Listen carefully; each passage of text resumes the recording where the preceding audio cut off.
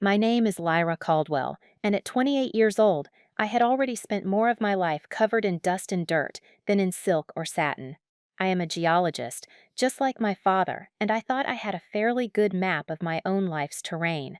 I never expected that a routine geological survey on an old aristocratic estate would lead to a family showdown that would become the quiet talk of the county, nor that in choosing a life partner, I would be making a choice between a man who owned the world and a man who understood it. The decision I made at a candlelit dinner table didn't just alter my own future, it sent a tremor through a family that had been unshakable for centuries, proving that sometimes the quietest forces can cause the biggest shifts.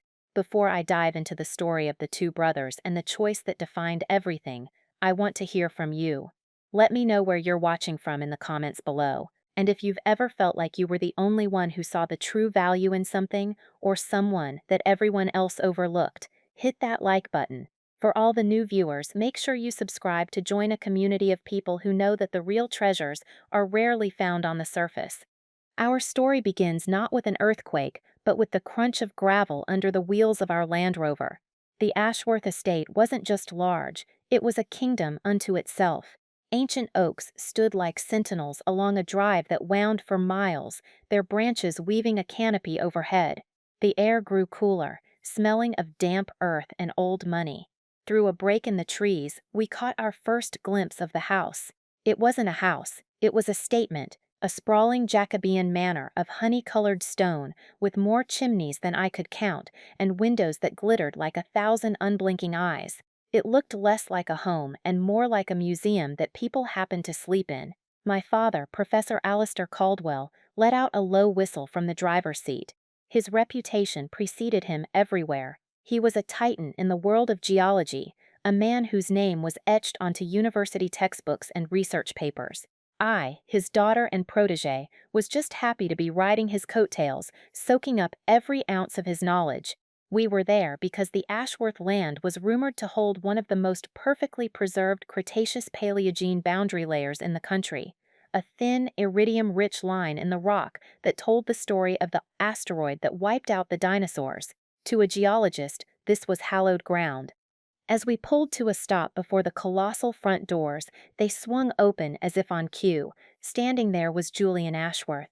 He was exactly as the articles in society magazines had described him, tall, impossibly handsome, with dark hair swept back from his forehead and a smile that seemed to have been professionally calibrated for maximum charm. He wore a tailored tweed jacket and looked as though he'd just stepped out of a portrait. "Professor Caldwell, Lyra, welcome to Ashworth Manor," he boomed, his voice smooth and confident. He shook my father's hand firmly before turning his full dazzling attention to me. "It is an absolute pleasure. I've been so looking forward to your arrival." His eyes, a shade of deep sapphire, did a quick, appreciative sweep. It was a look I was familiar with, one that assessed and catalogued, but rarely saw beyond the surface. Behind him, lingering in the shadows of the grand entryway, was another figure. He was slighter than Julian, with the same dark hair but without the polished styling. It fell across his brow as he looked down, studying the scuffed toes of his own boots. When Julian finally gestured vaguely in his direction, it felt like an afterthought. "And this is my younger brother, Elias." Elias looked up, and for a moment I saw the family resemblance in the structure of his face. But where Julian's features were arranged for public display, Elias's were quiet, introspective. His eyes were a softer gray, observant and wary. He gave a small, almost imperceptible nod. "Welcome," he said, his voice so quiet it was nearly lost in the cavernous hall. He seemed to shrink back, as if the very act of greeting us was a public performance he was ill-equipped to handle. Julian clapped a hand on his shoulder, a gesture that was meant to look brotherly, but felt more like an assertion of dominance. "Elias is our resident bookworm, a geologist of all things. Can you believe the coincidence? He spends his days, well, I'm not entirely sure what he does, to be honest. Mucking about with rocks, mostly." Julian laughed, a rich, easy sound that invited us to share in the gentle mockery. My father smiled politely, but I felt a small, sharp sting of irritation. To call what we did mucking about with rocks was to call a composer a piano tuner. It was a fundamental misunderstanding of our passion, a trivialization of a science that read the planet's diary. I glanced at Elias, expecting to see a flash of anger or hurt, but his face was a placid mask. He was used to this. It was a role he had long been forced to play, the strange, dusty appendage to his brilliant, shining brother. That evening, dinner was an elaborate affair in a dining room that could have seated 50. It was just the four of us at a long, polished table, the candlelight glinting off centuries of silverware. Julian, seated at the head of the table, held court. He was a masterful storyteller, weaving tales of fox hunts, charity balls, and business deals in London. He spoke of the estate not as a home, but as a portfolio. He detailed the timber yields from the North Woods, the new equestrian center's profitability, the plans to convert the Old West Wing into a luxury wedding venue. He was the lord of the manor, and he wanted to ensure we understood the scale of his dominion. He directed most of his performance at me.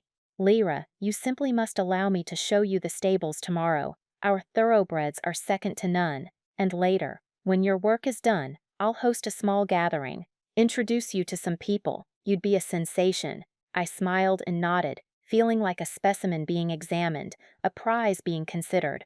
My father, ever the diplomat, skillfully steered the conversation back to geology whenever he could. He and Julian discussed land rights and survey perimeters, but it was clear Julian's interest was purely practical. The land was an asset. Its scientific value was a quaint, unimportant footnote. Throughout this entire performance, Elias was a silent ghost at the table. He ate his food methodically, his gaze fixed on his plate. He didn't speak unless spoken to, and when my father asked him a direct question about a specific rock formation mentioned in an old survey, Elias answered with quiet, precise economy. The limestone strata are exposed at the old quarry, about 3 miles east of here. They are rich in ammonite fossils. His answer was concise, informative, and utterly devoid of flourish. Julian immediately jumped in, cutting him off. "Oh, the quarry! Ghastly place, overgrown and dangerous. We'll keep you to the more scenic parts of the estate. Don't you worry." He smiled at me again, as if saving me from a terrible fate. But I had noticed the brief spark in Elias's eyes when he mentioned the ammonites. It was the first flicker of life I had seen in him all evening. A man who spoke of fossils with that quiet intensity was not someone who was merely mucking about. He was someone who, like me, heard the stories the stones had to tell, and I found myself wanting to hear more of what he had to say, far more than I wanted to hear about the profitability of thoroughbreds. The battle lines, I realized, had been drawn before I even knew there was a war. The grand, charming heir had laid out his campaign to win me over, but my attention was already drifting to the quiet, forgotten soldier in the shadows. The next morning dawned crisp and clear, the kind of day that makes a geologist's heart sing. After a breakfast where Julian once again dominated the conversation with plans for the day that seemed to involve anything but geology, my father and I gathered our gear. We had maps, hammers, chisels, and sample bags. I felt more at home in my sturdy hiking boots and practical cargo pants than I ever would in a ballroom. As we headed for the door, Julian appeared, looking absurdly out of place. He was dressed in what he must have considered rustic attire, brand new, gleaming leather riding boots, cream-colored trousers, and a cashmere sweater that probably cost more than my entire set of field equipment. "Ready for our adventure?" he asked, his smile as bright as the morning sun. My heart sank a little. An extra body on a survey, especially an untrained one, was a liability. A body dressed in cashmere was a catastrophe waiting to happen. "Julian, this is real work," I said, trying to be gentle. "It's going to be muddy. We'll be climbing over rocks." He waved a dismissive hand. "Nonsense. I know this land like the back of my hand. I'll be your guide. Besides," he added, his voice dropping to a more intimate register, "it's my duty as a host to ensure our beautiful guest is well looked after." The possessive, slightly condescending tone grated on my nerves. I was not his guest to be looked after. I was a scientist here to do a job. As we stepped outside, I saw Elias standing near the Land Rover, holding a worn leather satchel and a geological hammer that looked like an extension of his own arm. He was dressed much like me, in practical, faded work clothes and scuffed boots. He didn't look at us, instead staring out at the rolling hills, a faint, almost hungry look in his eyes. Julian noticed my gaze and clapped his hands together. I've asked Elias to tag along. He can carry the heavy things.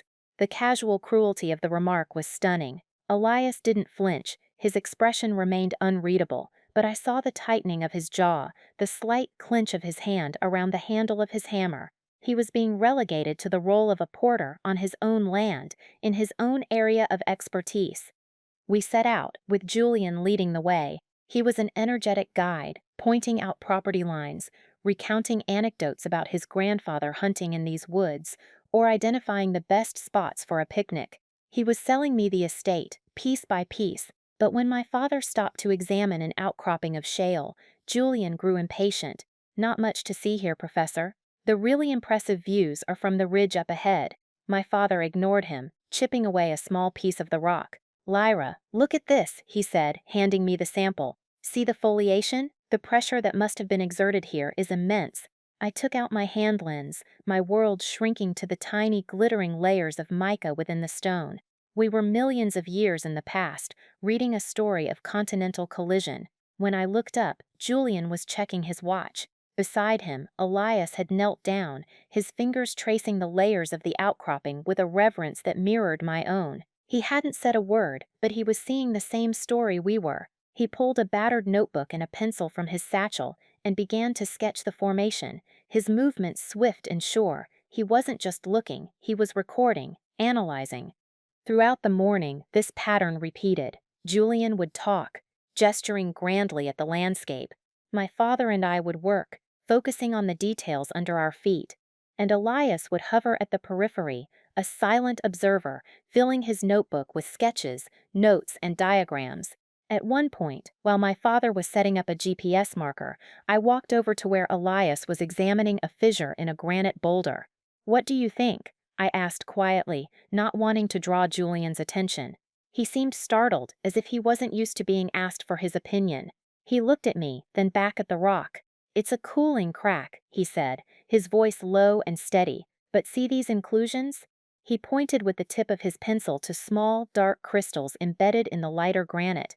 Xenoliths, fragments of the surrounding country rock that were picked up by the magma as it intruded. "It tells you something about the violence of the ascent." His explanation was elegant, precise. He wasn't just repeating facts from a textbook, he was interpreting the evidence in front of him. "You have a good eye," I said, genuinely impressed. A faint blush colored his cheeks, and he quickly looked down at his notebook. "It's just interesting," he mumbled. Julian's voice cut through the air. "Lyra, come see this. From here you can see the steeple in the village. Magnificent view." I gave Elias a small conspiratorial smile before turning away, feeling a strange sense of frustration. It was like watching a brilliant musician being forced to sit silently in the back of an orchestra while a tone-deaf conductor waved the baton. I was beginning to suspect that the most significant discovery on the Ashworth estate wasn't a layer of iridium, but the quiet, overlooked man who was meticulously mapping its secrets in a tattered notebook. That evening, after another dinner dominated by Julian's monologues, I felt a desperate need to escape the suffocating politeness of the drawing room. My mind was buzzing with the day's findings, and I wanted to cross-reference them with the estate's historical geological surveys. I excused myself, claiming fatigue, and made my way to the one place in the manor that truly called to me, the library. It was a cathedral of books. 2 stories of floor-to-ceiling shelves, filled with leather-bound volumes, were connected by a wrought-iron spiral staircase. The air smelled of old paper, leather, and wood smoke from a gently crackling fire in a massive stone hearth. And there, at a large oak table cluttered with maps, rock samples, and open books, sat Elias. He was so engrossed in his work, he didn't hear me enter. The light from a green-shaded lamp cast a warm glow on his focused face, illuminating the intensity in his eyes. He was in his element, a king in a kingdom of knowledge. I stood for a moment in the doorway, watching him. He was a different person here, away from his brother's suffocating presence. He seemed more solid, more present. The hesitant, shadowy figure from dinner was gone, replaced by a scholar lost in his passion. "I hope I'm not interrupting," I said softly. He jumped, startled, and a small rock he was examining clattered onto the table. "Oh, no, not at all. I was just organizing some notes." His composure was immediately flustered, the scholarly confidence vanishing in an instant. I came looking for the geological archives, I explained, gesturing to the towering shelves. Julian mentioned the family had commissioned several surveys over the years. Elias's face lit up with a genuine, unforced smile. It transformed his features, making him look younger and more open. "They're over here," he said, standing up and leading me to a tall locked cabinet in a corner of the room. He produced a small, ornate key from his pocket and opened it. Inside were dozens of rolled-up maps and thick, bound survey reports dating back to the 19th century. It was a treasure trove. "This is incredible," I breathed, carefully taking out a hand-drawn map from the 1880s. He pulled it out and gently unrolled it on the large table, weighing down the corners with books. "This was done by a fellow from the Royal School of Mines," he said, his initial shyness melting away as he began to speak about a subject he loved. His stratigraphy was remarkably accurate for the time, given his limited equipment. I leaned over the map, tracing the faded contour lines with my finger. "He's marked a significant fossil bed near the eastern boundary. The ammonite field in the quarry," Elias confirmed. "It's where I found this." He reached into a box on the table and pulled out a fossil. It was a perfect, palm-sized ammonite, its spiral chambers mineralized into sparkling calcite. I took it from him, my fingers brushing against his. The fossil was cool and solid in my hand, a perfect piece of history. "It's beautiful," I whispered. "But the really interesting thing," he continued, his voice gaining confidence and speed, "is that the survey completely misses the KPG boundary layer. He misidentified the entire Upper Cretaceous section as Paleocene." And just like that, we were off. For the next 2 hours, we weren't the host's brother and the visiting scientist. We were just two geologists, equals, lost in a shared world. We debated the evidence for the impact winter, the fern spike in the fossil record, the localized extinction patterns. He showed me his own core samples, meticulously labeled and cataloged. He had a theory about a secondary impact crater, a smaller fragment that might have struck the region, and he laid out his evidence with a quiet, compelling logic that was breathtaking. I found myself challenging him, pushing back on his assumptions, and he met every one of my arguments with well-reasoned counterpoints. His mind was sharp and agile, a beautiful instrument that had clearly been honed by years of solitary study. We were so engrossed we didn't hear the library doors open. "There you are. I've been looking all over for you." Julian's voice sliced through our intellectual sanctuary. He stood in the doorway, a look of profound annoyance on his handsome face. "I was going to show you the portrait gallery. My great-great-grandfather was painted by Sargent. It's much more interesting than these dusty old maps." He looked at the table, at our heads bent close together over a core sample, and his eyes narrowed. "Elias, are you boring our guest?" The condescension was back, thick and cloying. But this time it felt different. It was an intrusion, a violation of the space we had created. Before Elias could retreat into his shell, I answered for him. "Not at all. Your brother is brilliant. We were just discussing the possibility of a secondary impact crater on the estate. It's fascinating." I smiled brightly at Julian, a deliberate, challenging smile. Julian looked baffled, as if I had started speaking in another language. "A what?" "Look, Lyra. You've been working all day, you need a break. A glass of brandy, some civilized conversation." He was trying to rescue me from the nerdy clutches of his brother, to pull me back into his world of polished surfaces and easy charm. I looked from his slick, confident face to Elias's, who was now staring at the floor, the brief, brilliant light in him extinguished. The choice was so clear it was almost painful. "Thank you, Julian, but I think I'll stay here," I said, my voice polite but firm. "This is the most civilized conversation I've had all day. We're not finished yet." Julian's smile tightened at the edges.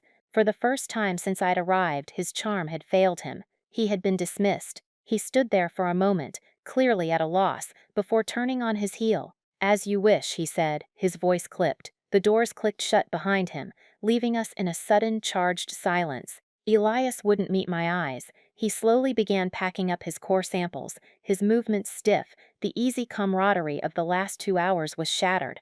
I had defended him, but in doing so, I had also highlighted the conflict, dragged it into the light. I had chosen a side, and in a house built on such a rigid hierarchy, choosing a side was a dangerous game.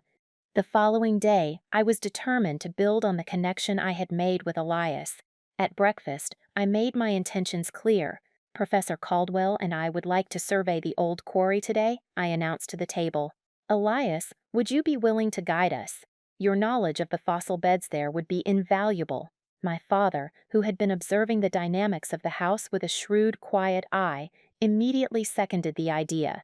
An excellent plan, Lyra. Elias, we'd be grateful for your expertise. Julian, who had been particularly sullen all morning, set his coffee cup down with a sharp clink. The quarry is a mess, I've told you, and Elias has his own projects to attend to. He didn't look at his brother, but the message was clear: stay in your lane. This time, however, Elias didn't immediately acquiesce. He looked at me, a question in his gray eyes. He was searching for something, perhaps confirmation that my request was genuine, that I wasn't just being polite. I met his gaze and held it, offering a small, encouraging nod. A silent conversation passed between us. I was asking for his help, his knowledge. I was valuing him. He took a slow breath and said, "I can take you. It's no trouble." His voice was quiet but steady. It was a small act of defiance, but in the oppressive atmosphere of that dining room, it felt like a seismic event. Julian's face darkened, but he couldn't object without looking churlish. He fell silent, a thunderous expression on his face. He would, of course, insist on coming along. He wasn't about to leave me alone with his brother for an entire day. The quarry was a revelation. It was a deep, bowl-shaped amphitheater carved into the hillside, long abandoned to the patient work of nature. Moss and ferns grew in thick carpets over the discarded blocks of stone, and a small waterfall trickled down one of the sheer rock faces. It was beautiful, a wild and forgotten place. Julian immediately began pointing out its flaws. You see, terribly overgrown. The family closed it down decades ago after a rock slide. It's not safe. Elias, however, moved through the space with the quiet confidence of someone on familiar ground. The slide exposed the best sections, he explained, leading us towards the far wall. The family sees a liability. I see a perfect cross-section of the Campanian age. He ran his hand along the rock, and it was like a librarian caressing the spine of a beloved book. Look here. He pointed to a spot where the layers of limestone were studded with the coiled shells of ammonites and the fossilized remains of ancient sea lilies. It was a graveyard of prehistoric life, perfectly preserved. For the next few hours, my father and I worked alongside Elias. The dynamic was completely different from the day before. Here, in his element, Elias was the expert. He showed us the richest fossil veins, explained the subtle variations in the sediment that indicated changes in sea level, and pointed out the thin, dark line of shale that he believed was connected to the KPG event. He and I worked as a team, calling out findings to each other, passing tools back and forth, our movements falling into an easy, unspoken rhythm. At one point, we were both chipping away at a particularly stubborn piece of rock, trying to excavate a large, promising-looking ammonite. Our shoulders were pressed together, our hands close on the cold stone. When a large chunk finally broke free, revealing the perfect fossil beneath, we both let out a whoop of triumph at the same time. I looked up at him, my face flushed with excitement and exertion, and he was grinning, a full, uninhibited smile of pure joy. In that moment, dusty and exhilarated, he was more handsome than his brother had ever been in his tailored jackets and polished smiles. Julian, meanwhile, had been trying to stay involved, but he was hopelessly out of his depth. He stood on a clean, flat rock, as far from the mud as possible, offering useless suggestions. "Are you sure you should be hitting it that hard?" he'd ask, as we worked to free a fossil. "Perhaps you should use a different tool." He tried to engage me in conversation about a recent art auction in London, but my responses were monosyllabic, my attention fixed on the rock face. He grew increasingly bored and irritable. His contributions devolved into sarcastic asides, muttered just loud enough for us to hear. Hours of fun, playing with rocks, and I can't imagine anything more thrilling. He was a ghost at our feast of discovery, unable to taste or comprehend the richness of what we were sharing. My father, bless him, occasionally tried to include Julian, asking his opinion on access roads or drainage, but it was a lost cause. Julian's world was one of surfaces, of appearances and transactions. Our world was one of depth, of history and meaning. The two could not coexist. Alistair eventually gave up, and I saw him watching me and Elias work together, a small, knowing smile playing on his lips. He saw it too. He saw the easy fit, the intellectual spark, the shared language that needed no words. He saw that his daughter, who had always valued substance over style, was finding something rare and precious in this forgotten quarry. A few days later, the Ashworths hosted their annual summer garden party. It was a grand affair. A sprawling marquee was erected on the main lawn. A string quartet played discreetly in the background, and waiters circulated with trays of champagne and canapes. The gentry of the entire county were in attendance. Women in floral dresses and elaborate hats, men in linen suits. It was a scene straight out of a period drama, and I felt like an actress who had forgotten her lines. Julian was in his element. He was the sun around which this entire social solar system revolved. He took my arm, his grip possessively firm, and began to parade me around, introducing me to an endless stream of titled and landed individuals. Everyone. This is Lyra Caldwell, the brilliant geologist I was telling you about, daughter of the famous Alistair Caldwell. He presented me like a newly acquired trophy, a rare and exotic prize. I was a novelty, the clever girl who played with rocks. The conversation was a blur of polite, meaningless chatter about weather, horses, and mutual acquaintances. I smiled, I nodded, I answered questions about my fascinating little hobby, and all the while I felt a profound sense of dislocation. This was Julian's world, and I was an alien in it. My eyes scanned the crowd, searching for a familiar face, a kindred spirit, and then I saw him. Elias was standing near the edge of the party, by a long table that had been set up to display some of the estate's historical artifacts. Among them were several of the larger fossils from the quarry. He was trying his best to be invisible, nursing a glass of lemonade and looking deeply uncomfortable in a formal suit. But as he gazed at the fossils on the table, his posture changed. He leaned in, his expression one of intense focus, completely forgetting the party swirling around him. He was a lighthouse keeper, tending his beacon of knowledge in a sea of frivolity. Making a polite excuse, I extracted myself from a conversation about polo and made a beeline for him. Hiding from the party? I asked, coming to stand beside him. He looked up, startled, a blush rising on his neck. Something like that. It's not really my environment. It's not mine either, I confessed. I feel like I'm going to be quizzed on the lineage of a prize-winning sheep at any moment. He let out a short, surprised laugh. The sound was warm and genuine, a stark contrast to the brittle, performative laughter of the party.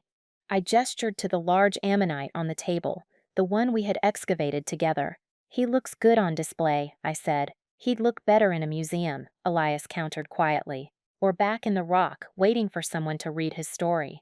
We fell into conversation as easily as we had in the library. We talked about the challenges of paleo-reconstruction, the ethics of private fossil collections, the way a single fossil could reshape our understanding of an entire ecosystem. We were in our own world again, a small island of scientific passion in an ocean of small talk.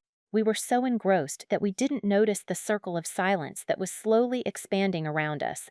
People were starting to notice. The guest of honor, the woman the handsome heir was so clearly courting, was spending her time huddled in a corner with the quiet, awkward younger brother, talking animatedly about old bones. I saw heads turning, people whispering behind their hands, and most importantly, I saw Julian notice. His smile was gone, replaced by a thunderous scowl. He strode towards us, his movements sharp and angry. Lyra, darling, Lord Harrington was just asking for you. He wants to tell you about his trip to the Galapagos. He tried to take my arm again, to physically pull me away. I didn't move. That's very kind, Julian, but Elias and I were just in the middle of a fascinating debate. I'm sure you were, Julian said, his voice dripping with sarcasm. But you can't monopolize our guest all afternoon, Elias. It's rude. The accusation hung in the air. He was publicly chastising his brother, treating him like a child who didn't know his manners. Elias flinched and took a step back, the familiar shuttered look returning to his face. A hot surge of anger went through me. I turned to Julian, my voice dropping but losing none of its intensity.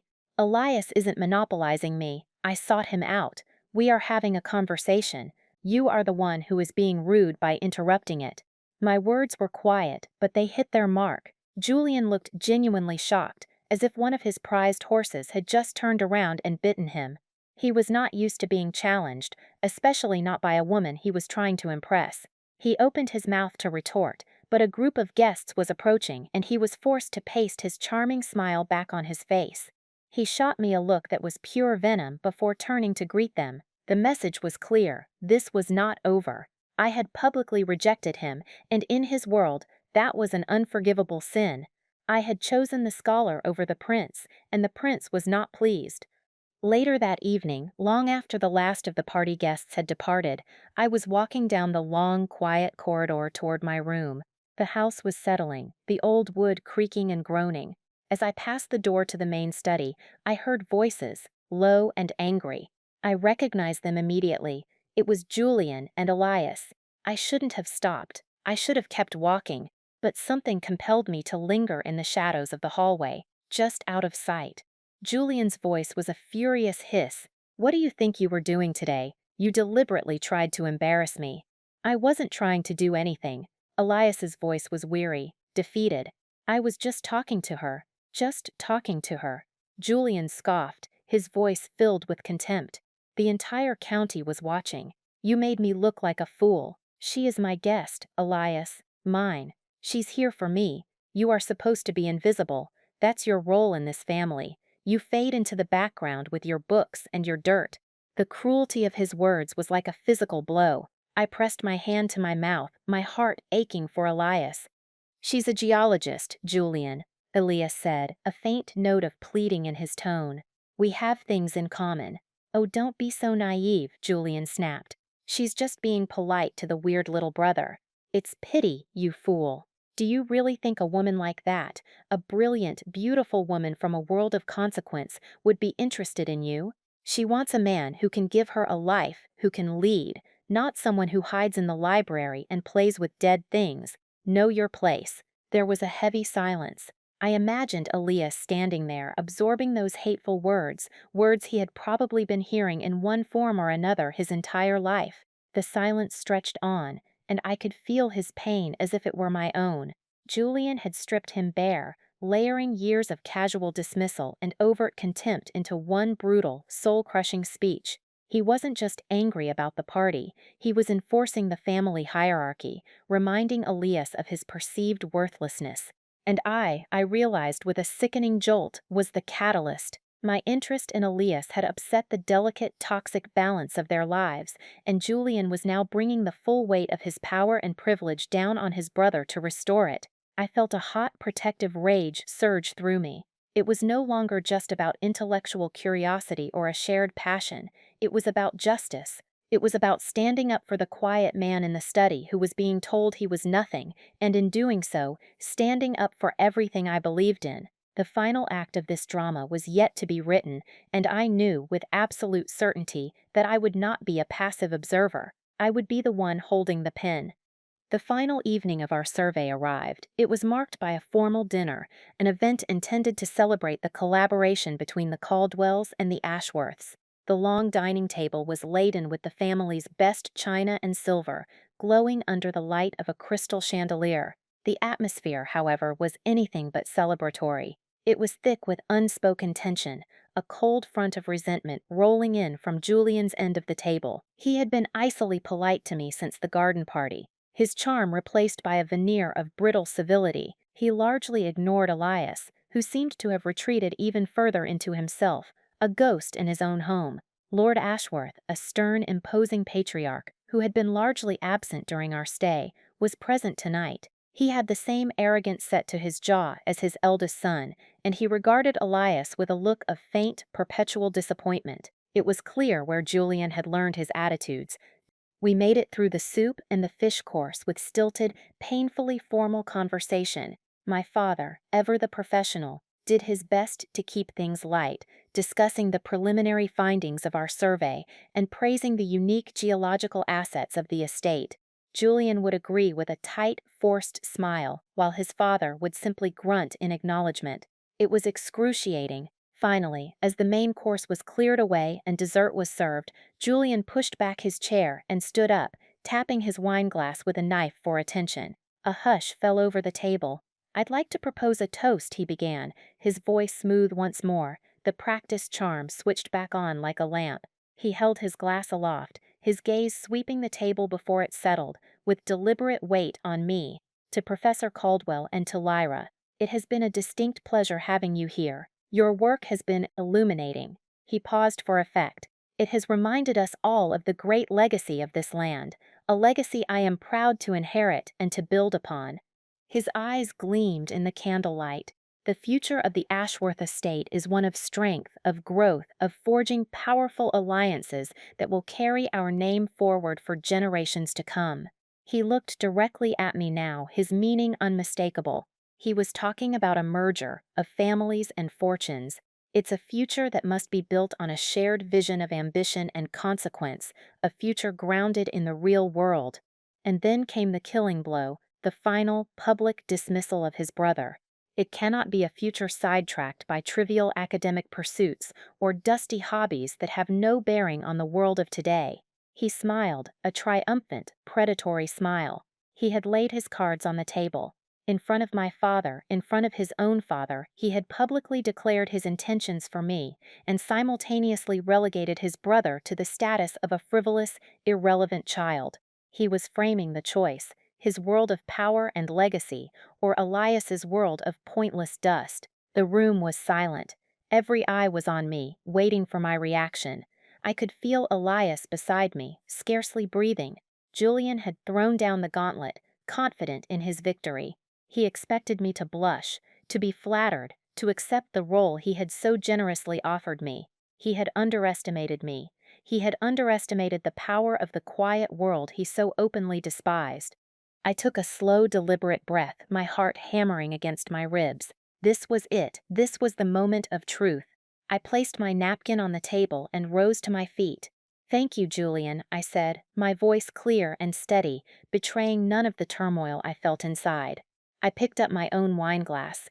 "My father and I are deeply grateful for your hospitality." I turned my gaze from Julian to his father, and then to the other end of the table. "You have a remarkable estate.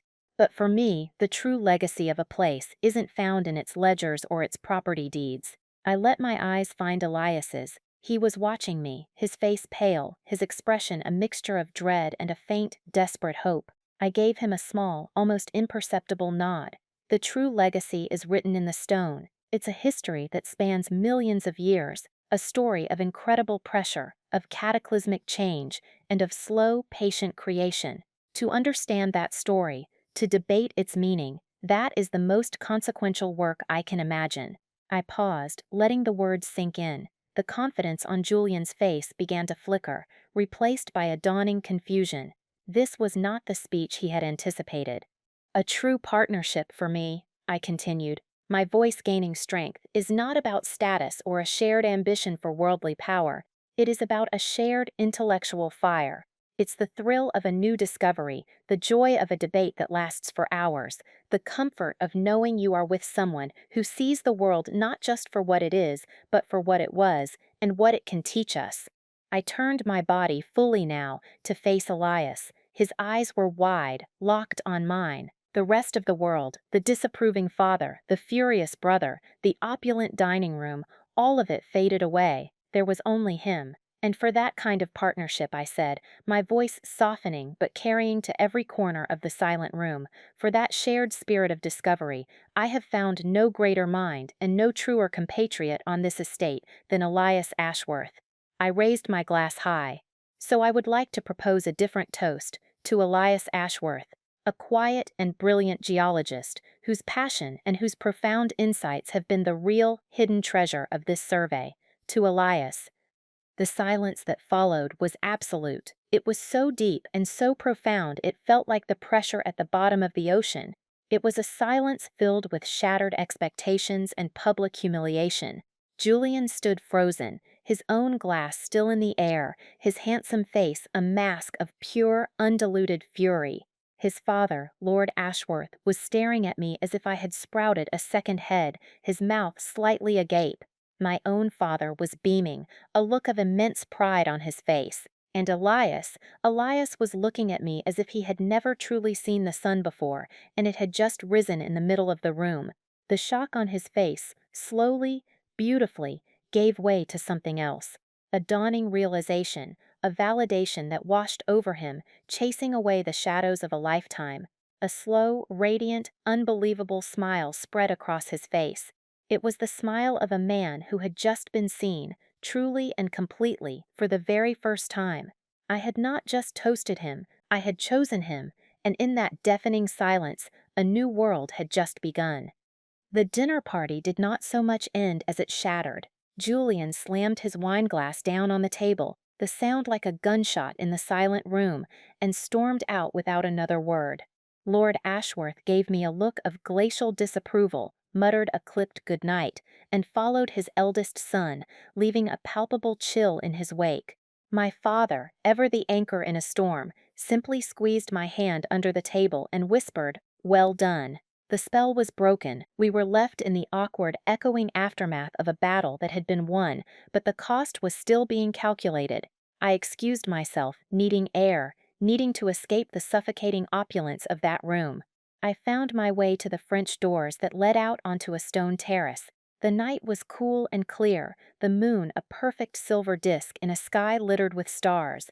The formal gardens were bathed in its pale, ethereal light. I stood there, breathing in the scent of night-blooming jasmine, my hands gripping the cold stone balustrade. Footsteps crunched on the gravel behind me. I didn't have to turn to know it was him. Elias came to stand beside me, leaving a respectful distance between us. He was silent for a long time, just looking out at the moonlit landscape. When he finally spoke, his voice was thick with emotion. "You didn't have to do that." I turned to face him. In the soft light, the tension and worry had fallen away from his face, replaced by a kind of wondering awe. "Yes, I did," I said softly. "I absolutely did. What Julian said, what he implied, it was wrong. He needed to hear the truth. And," I added, my voice dropping even lower, "I thought perhaps you needed to hear it too." He looked down, shaking his head slowly. "No one has ever stood up for me like that. Not ever. In this house, Julian is the sun. I've always just been a shadow." "You're not a shadow, Elias," I said, my voice fierce with conviction. "You're a star that's been hidden by the glare. He's bright and loud, yes, but you have your own light. It's just quieter, deeper. You have to be paying attention to see it, but once you do, it's all you can see." He finally looked up, his gray eyes searching my face in the moonlight. "Why?" he asked, the question raw and vulnerable.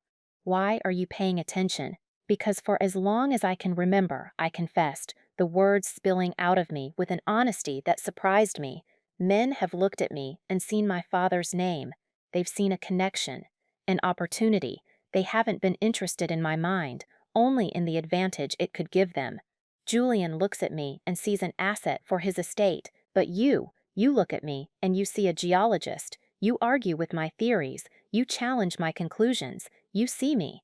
My voice caught in my throat. I had never articulated this feeling so clearly before, the profound loneliness of being valued for the wrong reasons. Elias took a tentative step closer. "When I'm with you," he said, his voice barely a whisper, "I don't feel like the weird little brother. I feel like myself." He reached out, his fingers hesitating for a moment, before they gently brushed a stray strand of hair from my cheek. His touch was electric, a jolt of quiet, powerful connection. The space between us hummed with everything that had been left unsaid over the past week, and in the quiet of that moonlit garden, far from the anger and judgment inside the house, he leaned in and kissed me. It wasn't a passionate, desperate kiss. It was gentle, searching, a question and an answer all at once. It was a kiss that tasted of understanding, of recognition, of two solitary stars finally finding their way into the same orbit. It was perfect. The next morning, the atmosphere in the manor was thick with an Arctic frost. We packed our equipment in a strained silence. Julian was conspicuously absent. Lord Ashworth appeared only to give my father a stiff, formal farewell, his eyes sliding past me as if I were invisible. The hospitality of Ashworth Manor had been officially and thoroughly withdrawn. As my father and I were about to get into the Land Rover, a figure came hurrying down the grand stone steps. It was Elias. He was slightly out of breath, and his hair was uncharacteristically messy. He was holding a small, flat box wrapped in simple brown paper. "Wait," he called out. He stopped in front of me, his cheeks flushed. He thrust the box into my hands. I wanted you to have this." I opened it carefully. Nestled on a bed of cotton wool was the beautiful, perfectly preserved ammonite fossil we had found together in the quarry. Its calcite chambers glittered in the morning light. "So you don't forget the conversations," he said, a shy smile touching his lips. I looked from the fossil to his earnest, hopeful face. "I could never forget them," I promised, my voice soft. I closed the box, clutching it to my chest. "Elias," I started, unsure of what to say, how to bridge the distance that was about to open up between us. "Can I write to you?" he asked, the question rushing out of him in a nervous burst. "At your university? I have so many more questions about your work on the channeled scablands." My heart swelled. Even now, his first thought was of our work, of our intellectual connection. It was the most romantic thing anyone had ever said to me. I smiled, a real brilliant smile. "I'd like that more than you know." I quickly scribbled my university department address on a page from my notebook and pressed it into his hand. Our fingers lingered for a moment longer than necessary. "Write to me," I said again, before turning and getting into the vehicle. As we pulled away, I looked back through the rear window. Elias was standing on the gravel drive, watching us go, a lone, defiant figure in front of the cold, imposing facade of his ancestral home. He was no longer a shadow. He was standing in the sun. In the driver's seat beside me, my father caught my eye and gave me a slow, deliberate wink. He knew. He had known all along. The letters started a week later. They were long, detailed, and utterly captivating. Elias wrote not of family drama or society gossip, but of the world beneath our feet. He sent me sketches of crinoid fossils, asked my opinion on new papers about radiometric dating, and laid out, over dozens of pages, the full, elegant theory of his secondary impact hypothesis. I wrote back just as eagerly, sending him my own field notes from a recent dig, challenging his assumptions and cheering on his research. The letters, filled with diagrams and scientific debate, were the most intimate correspondence I had ever known. They felt more real, more substantial than any whispered sweet nothings. The letters soon turned into long, late-night phone calls, our voices crackling over the line, spanning the distance between my university and his lonely library. We talked for hours, our conversations seamlessly weaving from geology to our hopes and fears. He told me of the oppressive weight of his family's expectations, of a lifetime spent feeling intellectually and emotionally starved. I told him of my own struggle to be seen as a scientist in my own right, not just as an extension of my famous father. Emboldened by my unwavering belief in him, Elias took a monumental step. He compiled his research on the Ashworth Estate's geology, including his groundbreaking impact theory, and submitted it to a prestigious academic journal. He didn't tell his family. It was an act of quiet rebellion, a claim to his own identity. When it was accepted for publication, the news sent a small shockwave through the geological community. His work was praised for its meticulous detail and daring conclusions. He was invited to speak at conferences. University departments began to take notice.